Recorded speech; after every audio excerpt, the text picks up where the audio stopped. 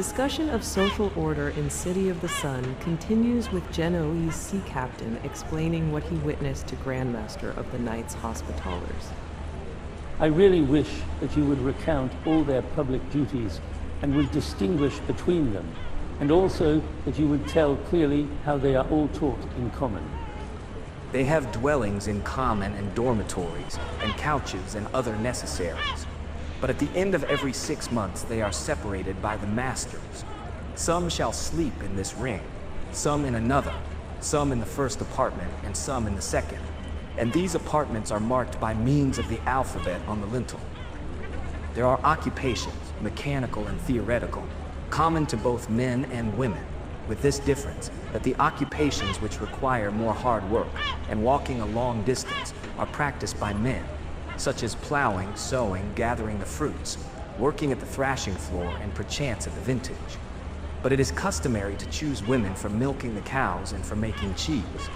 In like manner, they go to the gardens near to the outskirts of the city both for collecting the plants and for cultivating them. In fact, all sedentary and stationary pursuits are practiced by the women, such as weaving, spinning, sewing, cutting the hair, shaving, dispensing medicines, and making all kinds of garments. They are, however, excluded from working in wood and the manufacture of arms. If a woman is fit to paint, she is not prevented from doing so. Nevertheless, music is given over to the women alone, because they please them more, and of a truth to boys also. But the women have not the practice of the drum and the horn. And they prepare their feasts and arrange the tables in the following manner. It is the peculiar work of the boys and girls under 20 to wait at the tables. In every ring there are suitable kitchens, barns, and stores of utensils for eating and drinking. And over every department an old man and an old woman preside. These two have at once the command of those who serve, and the power of chastising or causing to be chastised those who are negligent or disobedient. And they also examine and mark each one, both male and female, who excels in his or her duties. All the young people wait upon the older ones who have passed the age of 40, and in the evening when they go to sleep the master and mistress command that those should be sent to work in the morning, upon whom in succession the duty falls, 1 or 2 to separate apartments. The young people, however, wait upon one another, and that, alas, with some unwillingness. They have first and second tables, and on both sides there are seats. On one side sit the women, on the other the men. And as in the refectories of the monks, there is no noise. While they are eating, a young man reads a book from a platform, intoning distinctly and sonorously, and often the magistrates question them upon the more important parts of the reading. And truly it is pleasant to observe in what manner these young people, so beautiful and clothed in garments so suitable, attend to them, and to see at the same time so many friends, brothers, sons, fathers, and mothers all in their turn living together with so much honesty, propriety, and love. So each one is given a napkin, a plate, fish, and a dish of food. It is the duty of the medical officers to tell the cooks what repasts shall be prepared on each day, and what food for the old, what for the young, and what for the sick. The magistrates receive the full-grown and fatter portion, and they from their share always distribute something to the boys at the table who have shown themselves more studious in the morning at the lectures and debates concerning wisdom and arms. And this is held to be one of the most distinguished honors. For 6 days they ordain to sing with music at table. Only a few, however, sing, or there is one voice accompanying the lute and one for each other instrument. And when all alike in service join their hands, nothing is found to be wanting. The old men placed at the head of the cooking business and of the refectories of the servants praise the cleanliness of the streets, the houses, the vessels, the garments, the workshops, and the warehouses. They wear white undergarments to which adheres a covering, which is at once coat and legging without wrinkles. The borders of the fastenings are furnished with globular buttons, extended round and caught up here and there by chains. The coverings of the legs descend to the shoes and are continued even to the heels. Then they cover the feet with large socks, or, as it were, half buskins fastened by buckles, over which they wear a half boot. And besides, as I have already said, they are clothed with a toga. And so aptly fitting are the garments, that when the toga is destroyed, the different parts of the whole body are straightway discerned, no part being concealed. They change their clothes for different ones 4 times in the year. That is when the sun enters respectively the constellations Aries, Cancer, Libra, and Capricorn, and according to the circumstances and necessity as decided by the officer of health.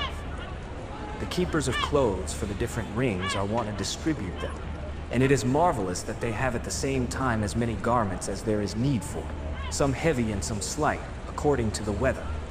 They all use white clothing, and this is washed in each month with lye or soap, as are also the workshops of the lower trades, the kitchens, the pantries, the barns, the storehouses, the armories, the refectories, and the baths. Moreover, the clothes are washed at the pillars of the peristyles, and the water is brought down by means of canals which are continued as sewers. In every street of the different rings there are suitable fountains, which send forth their water by means of canals, the water being drawn up from nearly the bottom of the mountain by the sole movement of a cleverly contrived handle. There is water in fountains and in cisterns, whither the rain water collected from the roofs of the houses is brought through pipes full of sand. They wash their bodies often, according as the doctor and master command. All the mechanical arts are practiced under the peristyles, but the speculative are carried on above in the walking galleries and ramparts where are the more splendid paintings, but the more sacred ones are taught in the temple. In the halls and wings of the rings there are solar timepieces and bells, and hands by which the hours and seasons are marked off. Tell me about their children. When their women have brought forth children, they suckle and rear them in temples set apart for all. They give milk for 2 years or more as the physician orders. After that time, the weaned child is given into the charge of the mistresses, if it is a female, and to the masters, if it is a male. And then with other young children, they are pleasantly instructed in the alphabet, and in the knowledge of the pictures, and in running, walking, and wrestling, also in the historical drawings, and in languages, and they are adorned with a suitable garment of different colors. After their 6th year, they are taught natural science, and then the mechanical sciences. The men who are weak in intellect are sent to farms, and when they have become more proficient, some of them are received into the state.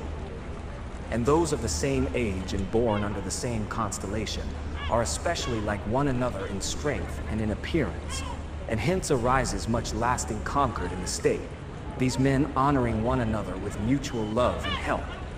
Names are given to them by metaphysicists, and that not by chance, but designedly, and according to each one's peculiarity, as was the custom among the ancient Romans. Wherefore one is called beautiful Pulcher, another the big-nosed Nas, another the fat-legged Cranips, another crooked Torvus, another lean Macer, and so on. But when they have become very skilled in their professions and done any great deed in war or in time of peace, a cognomen from art is given to them, such as Beautiful the great painter Pulcher, Pictor Magnus, the golden one Aureus, the excellent one Excellent, or the strong Strenuus, or from their deeds such as Naso the brave Nascifortus, or the cunning or the great or very great conqueror, or from the enemy anyone has overcome Africanus, Asiaticus, Etruscus. Or if anyone has overcome Manfred or Tortilius, he is called Macer Manfred or Tortilius, and so on. All these cognomens are added by the higher magistrates, and very often with a crown suitable to the deed or art, and with the flourish of music. For gold and silver are reckoned of little value among them, except as material for their vessels and ornaments, which are common to all. Tell me, I pray you, is there no jealousy among them or disappointment to that one who has not been elected to a magistracy, or to any other dignity to which he aspires? Certainly not, for no one wants either necessaries or luxuries. Moreover, the race is managed for the good of the Commonwealth, and not of private individuals, and the magistrates must be obeyed. They deny what we hold viz, that it is natural to man to recognize his offspring and to educate them, and to use his wife and house and children as his own. For they say that children are bred for the preservation of the species and not for individual pleasure, as St. Thomas also asserts. Therefore, the breeding of children has reference to the commonwealth, and not to individuals, except in so far as they are constituents of the commonwealth. And since individuals for the most part bring forth children wrongly and educate them wrongly, they consider that they remove destruction from the state, and therefore for this reason, with most sacred fear, they commit the education of the children, who, as it were, are the element of the republic, to the care of magistrates. For the safety of the community is not that of a few, and thus they distribute male and female breeders of the best natures according to philosophical rules. Plato thinks that this distribution ought to be made by lot, lest some men, seeing that they are kept away from the beautiful women, should rise up with anger and hatred against the magistrates.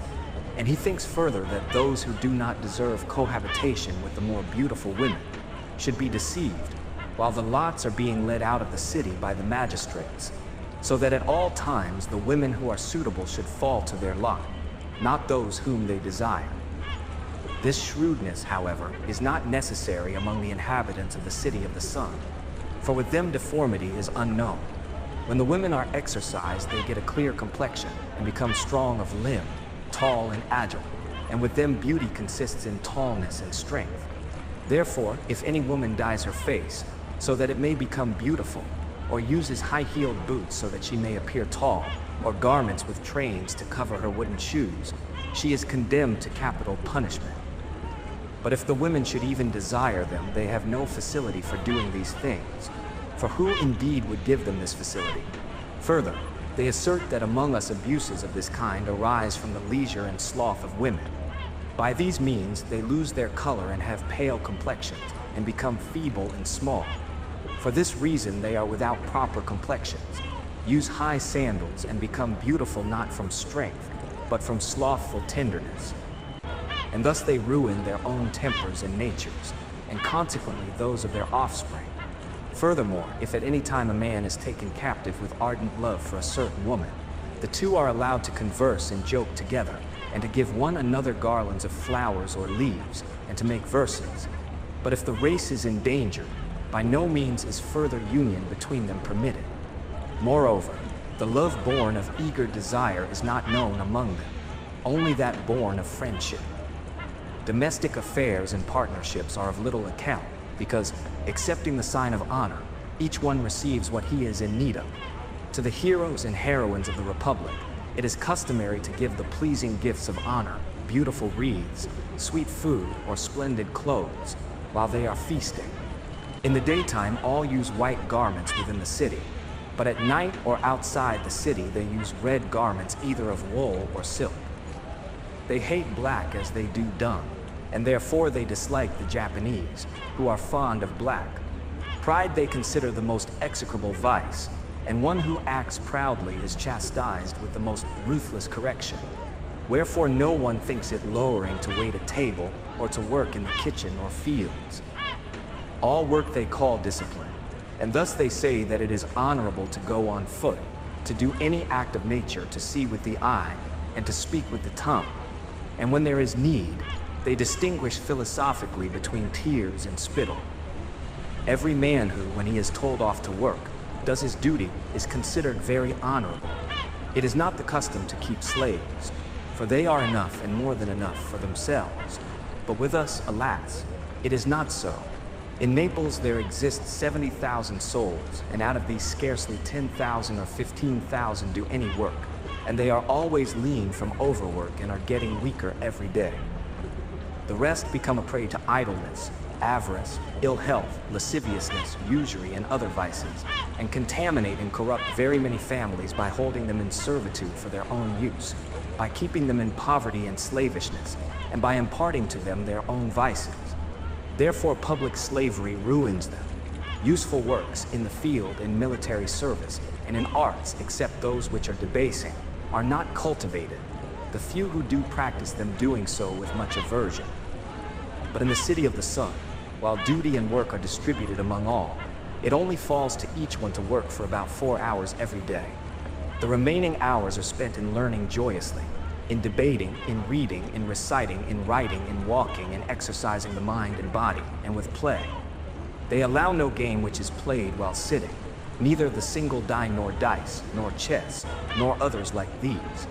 But they play with the ball, with the sap, with the hoop, with wrestling, with hurling at the stake. They say, moreover, that grinding poverty renders men worthless, cunning, sulky, thievish, insidious vagabonds, liars, false witnesses, etc. And that wealth makes them insolent, proud, ignorant, traitors, assumers of what they know not, deceivers, boasters, wanting in affection, slanderers, etc. But with them all the rich and poor together make up the community. They are rich because they want nothing, poor because they possess nothing, and consequently they are not slaves to circumstances, but circumstances serve them. And on this point they strongly recommend the religion of the Christians, and especially the life of the apostles. This seems excellent and sacred, but the community of women is a thing too difficult to attain. The Holy Roman Clement says that wives ought to be common in accordance with the apostolic institution, and praises Plato and Socrates, who thus teach, but the glossary interprets this community with regard to obedience. And Tertullian agrees with the glossary that the first Christians had everything in common except wives. These things I know little of, but this I saw among the inhabitants of the city of the sun, that they did not make this exception, and they defend themselves by the opinion of Socrates, of Cato, of Plato, and of St. Clement. But as you say, they misunderstand the opinions of these thinkers, and the inhabitants of the solar city ascribe this to their want of education, since they are by no means learned in philosophy. Nevertheless, they send abroad to discover the customs of nations, and the best of these they always adopt. Practice makes the women suitable for war and other duties. Thus they agree with Plato, in whom I have read these same things. The reasoning of Arcagedon does not convince me, and least of all that of Aristotle. This thing, however, existing among them is excellent and worthy of imitation, viz. That no physical defect renders a man incapable of being serviceable except the decrepitude of old age, since even the deformed are useful for consultation. The lame serve as guards, watching with the eyes which they possess. The blind card wool with their hands, separating the down from the hairs, with which latter they stuff the couches and sofas. Those who are without the use of eyes and hands give the use of their ears or their voice for the convenience of the state. And if one has only one sense, he uses it in the farms. And these cripples are well treated, and some become spies, telling the officers of the state what they have heard. Tell me now, I pray you, of their military affairs. Then you may explain their arts, ways of life and sciences, and lastly their religion. The triumvir power has under him all the magistrates of arms, of artillery, of cavalry, of foot soldiers, of architects, and of strategists. And the masters and many of the most excellent workmen obey the magistrates, the men of each art paying allegiance to their respective chiefs. Moreover, power is at the head of all the professors of gymnastics, who teach military exercise, and who are prudent generals, advanced in age. By these the boys are trained after their 12th year. Before this age, however, they have been accustomed to wrestling, running, throwing the weight, and other minor exercises under inferior masters. But at 12 they are taught how to strike at the enemy, at horses and elephants to handle the spear, the sword, the arrow, and the sling, to manage the horse, to advance and to retreat, to remain in order of battle, to help a comrade in arms, to anticipate the enemy by cunning, and to conquer. The women also are taught these arts under their own magistrates and mistresses, so that they may be able, if need be, to render assistance to the males in battles near the city. They are taught to watch the fortifications lest at some time a hasty attack should suddenly be made. In this respect, they praise the Spartans and Amazons. The women know well also how to let fly fiery balls, and how to make them from lead, how to throw stones from pinnacles, and to go in the way of an attack. They are accustomed also to give up wine unmixed altogether, and that one is punished most severely who shows any fear. The inhabitants of the city of the sun do not fear death, because they all believe that the soul is immortal, and that when it has left the body it is associated with other spirits, wicked or good, according to the merits of this present life. Although they are partly followers of Brahma and Pythagoras, They do not believe in the transmigration of souls, except in some cases by a distinct decree of God. They do not abstain from injuring an enemy of the Republic and of religion, who is unworthy of pity. During the second month, the army is reviewed, and every day there is practice of arms, either in the cavalry plain or within the walls. Nor are they ever without lectures on the science of war.